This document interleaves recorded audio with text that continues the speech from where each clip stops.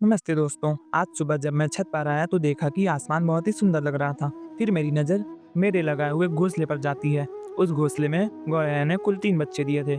उनमें से 2 बच्चे बहुत ही पहले जा चुके थे, लेकिन एक बच्चा अब भी वहीं था। मैं सोचता हूँ यह अभी तक क्यों नहीं गया। फिर मैं एक डंडे की मदद से उसे उड़ाने की कोशिश करता हूँ, लेकिन मैं देखता हूँ कि वो उड़ना तो चाहता है पर किसी कारण से घोंसले से बाहर नहीं निकल पा रहा। यह देखकर मुझे बहुत ही बुरा लगता है। घोंसला मेरी पहुँच से थोड़ा दूर था, इसलिए मैं अपने दोस्त के घर सीढ़ी लेने चला जाता हूँ। वहाँ से सीढ़ी लेकर आता हूँ और आयुष को बुलाता हूँ, जो इस काम में मेरी मदद करता है। फिर मैं सीढ़ी पर चढ़कर उस घोंसले को धीरे से उतार लेता हूँ। मैं उस बच्चे को थोड़ी देर के लिए बाहर रखता हूँ। उसे देखकर उसके पेरेंट्स परेशान हो जाते हैं और बार बार उसके आसपास मंडराने लगते हैं। फिर मैं गौर से देखता हूँ कि आखिर वो बाहर क्यों नहीं निकल पा रहा, और तभी मेरी नज़र उसके पैरों पर जाती है। एक धागा उसके पैरों में बुरी तरह फंसा हुआ था। यही वजह था कि वो उड़ नहीं पा रहा था। मैं ब्लेड की मदद से उसके पैर में फंसे हुए धागे को बहुत ही सावधानी से काटने की कोशिश करता हूँ, लेकिन वो घोंसले के अंदर था और डर बना हुआ था कि कहीं उसका पैर कट न जाए। थोड़ी देर बाद वो मेरी उंगली पकड़कर बाहर आ जाता है। फिर हम उसका पैर घोंसले से बाहर निकालते हैं और आप देख सकते हैं कि उसके पैरों में कितने सारे धागे फंसे हुए थे। जब हम धीरे धीरे ब्लेड से बिना उससे चोट पहुंचाए वो धागे काटते हैं तो वो डर कर भागने की कोशिश करता है, लेकिन जब उसे यह एहसास होता है कि हम उसके भले के लिए ही ये कर रहे हैं तो वो शांत होकर धागे निकलवाने लगता है। आखिरकार हम उसके पैरों के सारे धागे निकाल देते हैं और हमारा छोटा सा रेस्क्यू मिशन पूरा होता है।